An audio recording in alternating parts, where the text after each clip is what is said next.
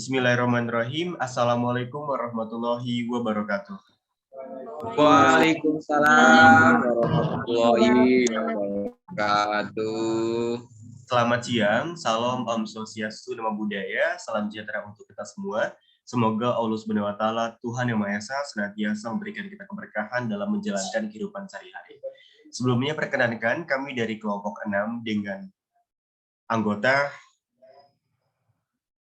Rizky Rojabi, Aldo Prawidi Ridho Ilahi, Ferawati dan juga Diana akan menyampaikan materi presentasi mengenai dinamika dan tantangan hak dan kewajiban warga negara dan negara, mata kuliah kewarganegaraan yang diampu oleh Bapak Febra Anjar Kusuma, MPD.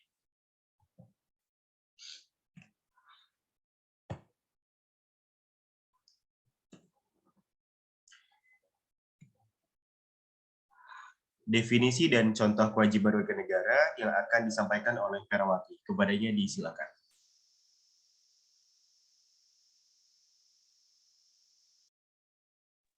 Definisi dan contoh kewajiban warga negara. Next.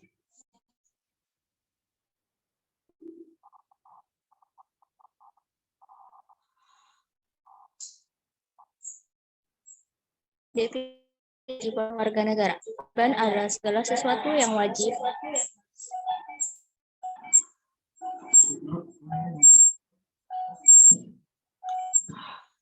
bisa slide sebelumnya.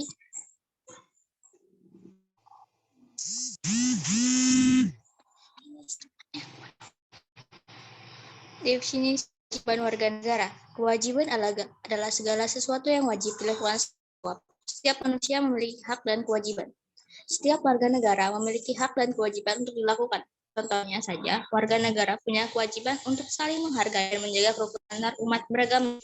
Hak dan kewajiban harus seimbang untuk dipahami dan dilakukan oleh anggota keluarga dan lingkungan masyarakat, serta menghormati hak dan kewajiban umat beragama. Ini ada dalam Pancasila. Sila pertama, ketuhanan yang Maha Esa. Pengertian kewajiban. Kewajiban adalah segala sesuatu yang harus atau wajib dilakukan dengan penuh tanggung jawab. Warga negara wajib untuk tanggung jawab sebagai negara. Kewajiban ini diatur dalam Undang-Undang 1945. Kewajiban ini menjadi suatu tugas manusia yang harus dilakukan sepekerjaan dan tugas menurut hukum. Berikut ini contoh kewajiban warga negara yang diatur dalam Undang-Undang 1945. Next.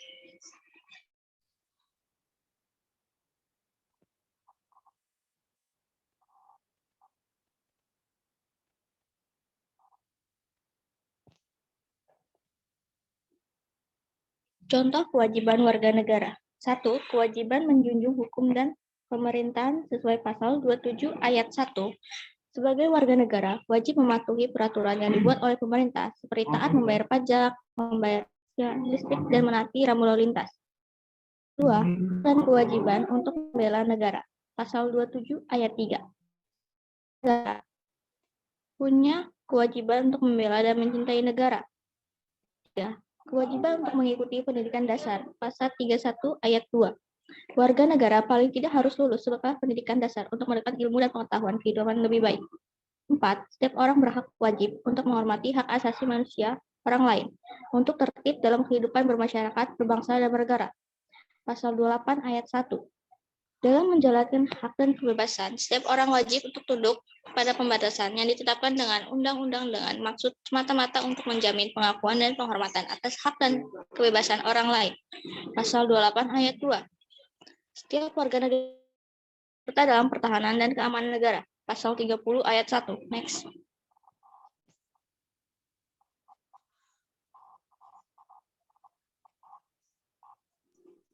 Selanjutnya, definisi hak-hak warga negara dan pasal-pasal terkait yang akan disampaikan oleh Diana. Kepadanya disilakan. Definisi hak-hak warga negara dan pasal terkait. Next, please.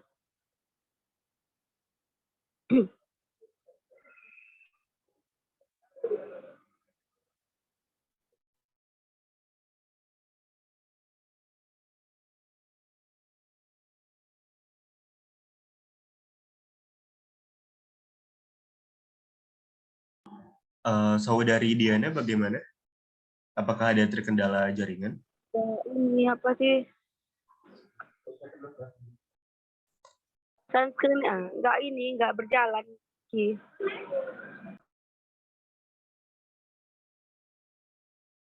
Diana tadi minta next. Baik, silahkan.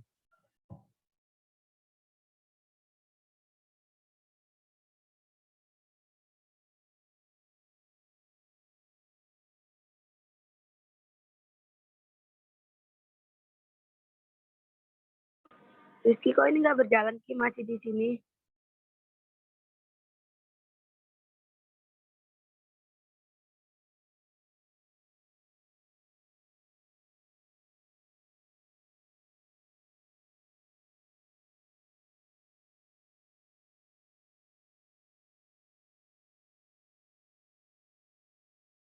Sekarang sudah nampak? Tempat saya belum, Wi. Udah.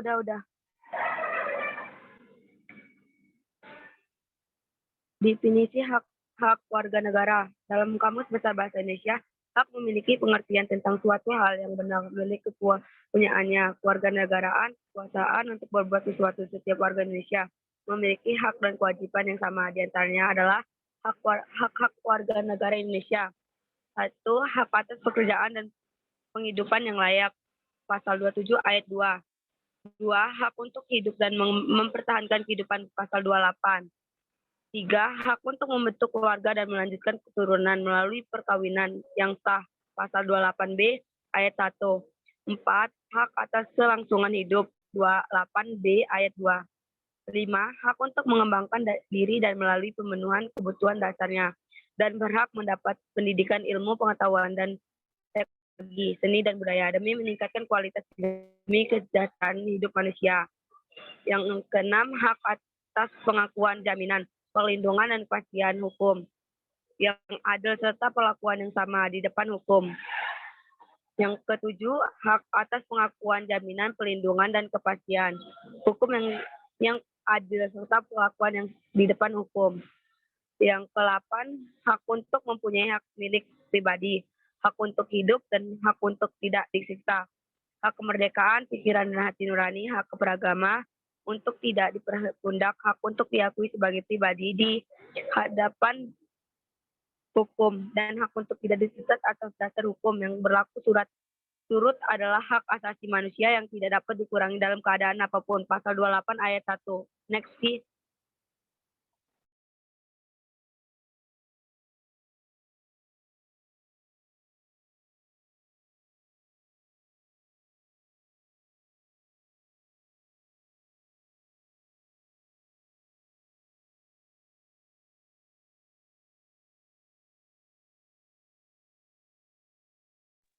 Definisi hak negara. Dalam susunan kewarganegaraan, negara diposisikan sejajar dengan warga negara. Hubungannya antara negara dan warga negara merupakan hubungan timbal balik yang melibatkan unsur hak kewajiban bagi kedua belah pihak. Hubungan itu secara mendasar terbangun dari tujuan awal terbentuknya negara Indonesia sebagaimana terdapat dalam pasal-pasal UUD setelah amandemen. Pasal-pasal tersebut antara lain yaitu pasal 27 ayat 1 dan 2, pasal 28, pasal 29 ayat 2, pasal 30 ayat 1, pasal 31 ayat 1 dan 2, pasal 32 ayat 1 dan 2, pasal 34 ayat 1 dan 2 dan 3. Hak-hak negara antara lain adalah ditaati hukum dan pemerintahnya, dibela pajak dan menguasai bumi air. Kepentingan rakyat negara memberikan jaminan pemberian hak yang diimbangi dengan pelaksanaan kewajiban sebagai warga negara, dan tindak tersebut juga berlaku sebaliknya. Dalam tataan prioritas hubungan kedudukannya sudah teratur dengan jelas dan sanksi bagi siapapun yang melanggar. Next.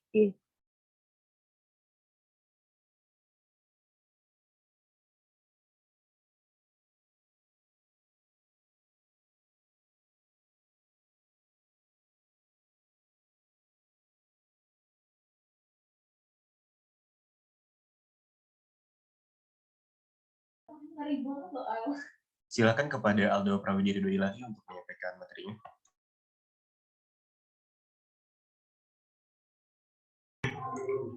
pengingkaran serta tantangan pemenuhan hak dan kewajiban warga negara dan negara. Next.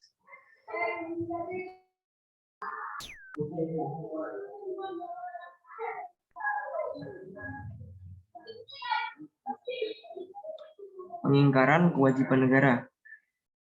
Ada beberapa. 1. Tidak membayar pajak. 2. Melanggar hak asasi manusia lain. 3. Pelanggaran terhadap kewajiban pendidikan dasar. 4. Tidak ikut serta mencapai tujuan pembangunan nasional.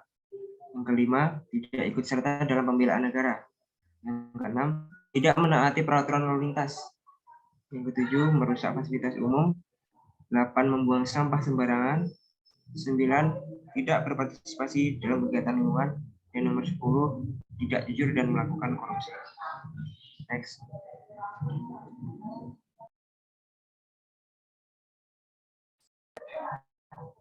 Tantangan pemenuhan hak dan kewajiban warga negara dan negeri. 1. Aturan dasar mengenai pendidikan dan kebudayaan serta ilmu pengetahuan dan teknologi. Hak dan kewajiban warga negara yang selalu diperhatikan ialah pendidikan. Dalam pendidikan kebudayaan sendiri di Indonesia sudah beberapa kali mengalami gerak dinamis. Hak warga negara dalam bidang pendidikan diatur dalam pasal 31 ayat 1 UUD NKRI 1945, yakni tiap-tiap warga negara berhak mendapatkan pengajaran. Nomor 2, aturan dasar mengenai perekonomian nasional dan kesejahteraan sosial. Hak dan kewajiban warga negara tentu saja tak lepas dari pola perekonomian dan kesejahteraan bagi masyarakat dan bangsanya, sehingga masyarakat dapat hidup sesuai dengan harkat dan martabat kemanusiaan. Selain itu, pembahasan yang lebih ditekankan juga mengarah kepada A. Mengembangkan sistem jaminan sosial bagi seluruh rakyat. B. Memberdayakan masyarakat yang lemah dan tidak mampu. C. Menyediakan fasilitas pelayanan kesehatan yang layak. Dan D. Pelayanan umum yang layak. Dari penjabaran inilah negara harus dapat kesejahteraan masyarakat yang menjadi hak warga negara untuk mendapatkan jaminan dari keistimewaan tersebut. Next.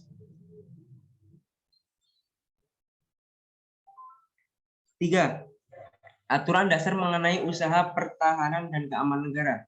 Dalam bab ini, usaha pertahanan negara diatur dalam pasal 30 ayat 1 negara UUD NRI 1945, yakni usaha pertahanan dan keamanan negara dilaksanakan melalui sistem pertahanan dan keamanan rakyat semesta oleh Tentara Nasional Indonesia dan Kepolisian Negara Republik Indonesia sebagai komponen utama dan rakyat sebagai kekuatan pendukung. Nomor 4, aturan dasar ihwal hak dan kewajiban asasi manusia. Dalam penghormatan ataupun perlakuan hak asasi manusia pasca amandemen UUD NRI 1945 mengalami dinamika yang cukup signifikan. Sebelumnya, hak asasi manusia diatur dalam UUD RI 1945 pada pasal 27, 28, 29, 30, 31, 32, 33, dan 34. Namun, setelah amandemen bab hak asasi manusia diatur dalam bab tersendiri, Buan lebih merinci dalam memberikan hak dan kewajiban warga negara dalam mendapatkan hak mereka sesuai dengan hak asasi manusia. Next.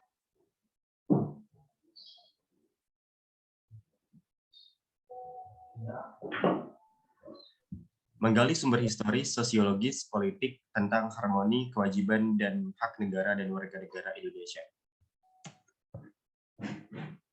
Sumber historis. Secara historis, perjuangan menegakkan hak asasi manusia terjadi di dunia barat Eropa adalah John Locke, seorang filsuf Inggris pada abad ke-17, yang pertama kali merumuskan adanya hak alamiah atau natural right yang melekat pada setiap diri manusia, yaitu hak atas hidup, hak kebebasan, dan hak milik. Kemudian Magna Carta tahun 1215, piagam perjanjian antara Raja John dari Inggris dengan para bangsawan, isinya adalah pemberian jaminan beberapa hak oleh raja kepada para bangsawan beserta keturunannya, seperti hak untuk tidak dipenjarakan tanpa adanya pemeriksaan pengadilan. Jaminan itu diberikan sebagai balasan atas bantuan biaya pemerintah yang telah diberikan oleh para bangsawan. Sejak saat itu, jaminan hak tersebut berkembang dan menjadi bagian dari sistem konstitusional Inggris. Kemudian Revolusi Amerika tahun 1276. Perang kemerdekaan rakyat Amerika Serikat melawan penjajahan Inggris disebut Revolusi Amerika. Declaration of Independence, Deklarasi Kemerdekaan Amerika Serikat menjadi negara merdeka tanggal 4 Juli tahun 1776 merupakan hasil dari revolusi ini. Revolusi Perancis tahun 1789. Revolusi Perancis adalah untuk perlawanan rakyat Perancis kepada rajanya sendiri yang telah bertindak sewenang-wenang dan absolut. Konsep hak asasi berkembang menjadi 4. Konsep ini pertama kali diperkenalkan oleh Presiden Amerika Serikat, yaitu Franklin D. Roosevelt. Keempat, macam-macam kebebasan ini meliputi. Yang pertama adalah kebebasan untuk beragama atau freedom of religion. Kedua, kebebasan untuk berbicara dan berpendapat, freedom of speech. Kebebasan dari kemelaratan, freedom from want, dan kebebasan dari ketakutan, freedom for fear. Sumber sosiologis. Pertama, suatu kenyataan yang memperhatikan bahwa setelah tumbangnya struktur kekuasaan atau okrasi yang memainkan rezim Orde Baru, ternyata bukan demokrasi yang kita peroleh, melainkan oligarki di mana kekuasaan terpusat pada sekelompok kecil elit. Sementara sebagian besar rakyat demos tetap jauh dari sumber-sumber kekuasaan, wewenang, uang, hukum, informasi, pendidikan, dan sebagainya. Kedua, sumber terjadi berbagai gejolak dalam masyarakat kita saat ini adalah akibat munculnya kebencian sosial budaya terselubung atau socio-cultural animosity. Kedua, sumber terjadinya berbagai gejolak dalam masyarakat kita saat ini adalah akibat munculnya kebencian sosial budaya terselubung atau socio-cultural animosity. Kemudian sumber politik. Sumber politik yang mendasari dinamika kewajiban dan hak negara dan warga negara Indonesia adalah proses dan hasil perubahan Undang-Undang Dasar NKRI 1945 yang terjadi pada era reformasi. Beberapa tuntutan reformasi itu adalah yang pertama, mengamandemenkan UUD Republik Indonesia tahun 1945, penghapusan doktrin dui fungsi Angkatan Bersenjata Republik Indonesia atau ABRI, menegakkan supervisi hukum, penghormatan hak asasi manusia, HAM, serta pemberantasan korupsi, kolusi, dan nepotisme atau KKN, melakukan desentralisasi dan hubungan yang adil antara pusat dan daerah, mewujudkan kebebasan pers, mewujudkan kehidupan demokrasi. Selanjutnya, untuk menutup presentasi kali ini, saya mengambil dari tokoh kita, Insinyur Soekarno, bangsa yang tidak percaya kepada kekuatan dirinya sebagai satu bangsa, tidak dapat berdiri sebagai satu bangsa yang merdeka. Terima kasih kami dari kelompok 6. Itulah penyajian presentasi kami pada kali ini. Untuk itu, diperkenankan mungkin jika rekan-rekan ingin bertanya, dipersilakan.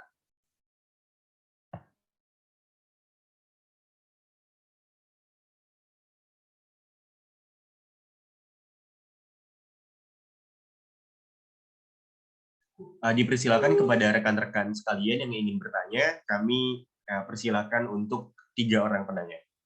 Formatnya adalah dengan menyebutkan nama lengkap, kemudian NPM, dan pertanyaan. Pertanyaan yang diajukan sesuai dengan isi dari presentasi yang telah dipaparkan. Terima kasih. Izin bertanya, Rizky. Silakan, Rao. Untuk kali ini kita silakan, Rao. Nama saya Maharani Miranti, NPM 21713016. Saya ingin bertanya kepada kelompok 6. Silakan. Kan di sini materinya tentang kewajiban dan hak warga negara ya. Jadi kita udah menjalankan kewajiban sebagai warga negara seperti membayar pajak, menaati norma-norma, menghormati hak asasi orang lain, dan lain-lain. Sedangkan hak kita sebagai warga negara itu tidak terpenuhi. Apa yang harus kita lakukan? Dapat dipahami, Rizky? Iya, bisa, Rani. Oke, terima kasih. Baik, untuk pertanyaan kedua silakan kepada saudara Jepri Wisnuwardana, dipersilakan. Sebelumnya, Assalamualaikum warahmatullahi wabarakatuh. Waalaikumsalam warahmatullahi wabarakatuh. Nama saya Jepri Wisnuwardana, NPM 21713014. Di sini pertanyaan saya cukup simpel. Menurut kalian, sebagai mahasiswa, apakah demonstrasi atau unjuk rasa itu merupakan kewajiban dari mahasiswa? Baik, sudah ditangkap pertanyaannya, cukup. Cukup, Jabri, pertanyaannya? Oke, silakan kepada Saudara Nanda Saputra untuk mengajukan pertanyaan. Sebelumnya, Assalamualaikum warahmatullahi wabarakatuh. Waalaikumsalam warahmatullahi wabarakatuh. Perkenalkan, nama saya Nanda Saputra, NPM 2171317. Saya ingin mengajukan pertanyaan kepada kelompok 6. Jadi, dari PPT yang dipaparkan oleh kelompok 6, ada tadi disebutkan pengingkaran kewajiban.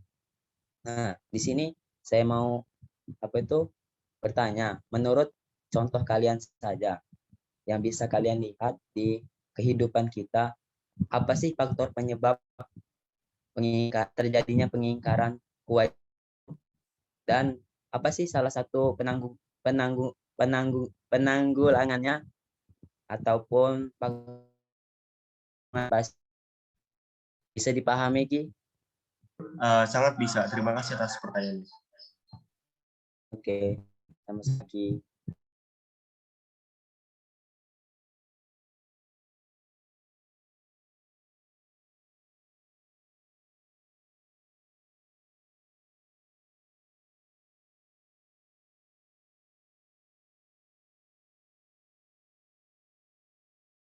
Izin menjawab dari pertanyaan dari Jeffrey Wisnuwardana. Jadi kembali kepada negara kita sebagai negara demokratis di mana sangat sekali memberikan kewenangan dan juga kebebasan untuk seluruh warga negara menyampaikan aspirasinya. Nah, maka dari itu mahasiswa sebagai bagian dari warga negara juga memiliki hak untuk berdemonstrasi, karena sejatinya yang mengisi negara adalah masyarakat sendiri demi kedaulatan dan juga kesejahteraan masyarakatnya. Maka dari itu mungkin ketika kebijakan-kebijakan yang ditetapkan oleh pemerintah tidak sejalan dengan apa yang berada di kehidupan masyarakat, maka masyarakat berhak untuk menuntut kebijakan tersebut. Seperti itu. Cukup, Japri, atas jawabannya. Jadi jawabannya mahasiswa itu wajib atau tidak? Menurut pandangan saya pribadi, wajib, karena bagian dari warga negara. Karena menurut undang-undang, seluruh warga negara sama di atas hukum, haknya seperti itu.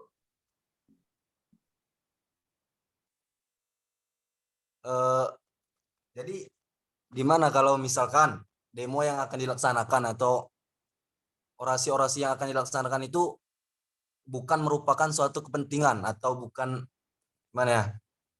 bukan merupakan dari untuk memajukan suatu negara? Kan banyak nih sekarang, zaman sekarang.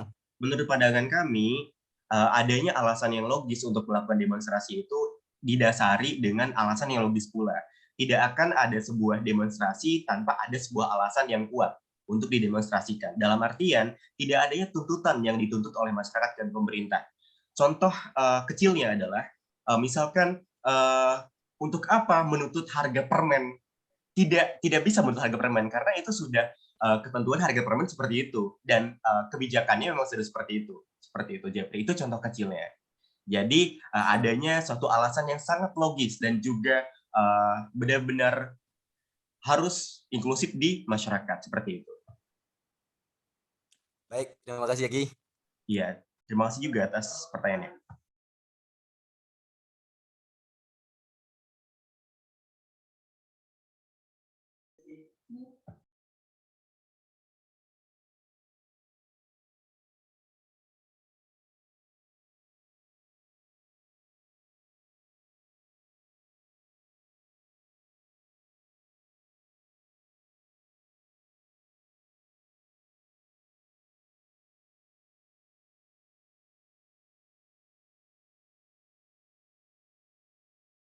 Izin menjawab pertanyaan dari Maharani Meranti Rao.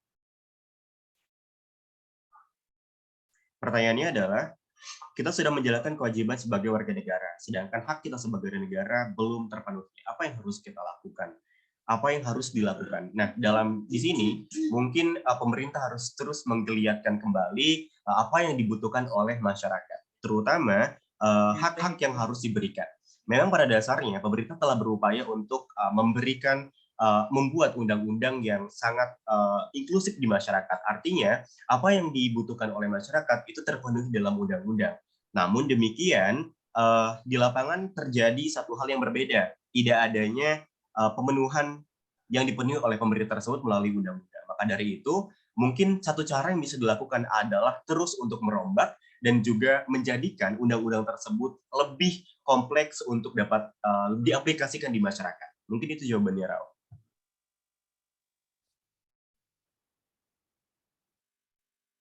Baik, terima kasih Ki. Iya, sama-sama. Untuk pertanyaan nanti penyebab pengingkaran kewajiban itu ya, dan apa penanganannya bukan? Iya benar Aldo. Jadi faktor yang dapat kita ambil dalam kehidupan kita. Apa sih penyebab pengingkaran itu? Dua, yaitu faktor internal dan faktor eksternal. Faktor internal itu ada masyarakat yang masih kurang sadar akan hak dan kewajiban warga negara. Yang kedua, masih memiliki sikap yang egois. Yang ketiga, rendahnya kesadaran dan hak asasi manusia. Yang keempat, sikap yang tidak toleran. Dan faktor eksternalnya, adanya penyalahgunaan kekuasaan, kurangnya ketegasan aparat penegak hukum, penyalahgunaan teknologi, dan kesenjangan sosial dan ekonomi yang cukup. Dan cara penanggulannya yaitu kita sebagai harus patuh. Yang kedua, meningkatkan rasa simpati dan empati kita kepada orang lain. Dan yang ketiga, menghindari dari perilaku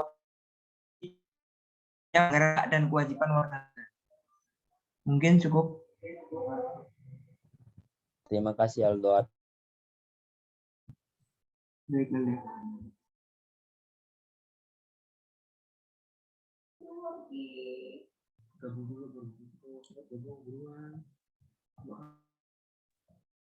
Baik, itulah tadi presentasi yang telah kami sampaikan dengan 3 pertanyaan. Terima kasih kepada Jeffrey Suwardana, Maharani Miranti Lao, dan juga Nanda Saputra atas pertanyaan yang telah diberikan. Semoga jawaban kami dapat memberikan hasanah pengetahuan baru untuk pertanyaan-pertanyaan yang diajukan. Terima kasih, kami tutup presentasi pada kali ini. Wabillahi taufiq wal hidayah. Wassalamualaikum warahmatullahi wabarakatuh.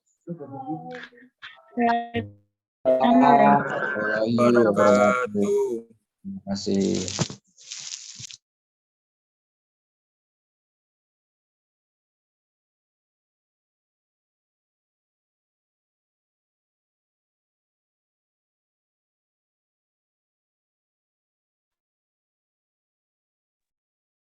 Udah, tapi sinyal gue lemot. Si gemes, si gemes.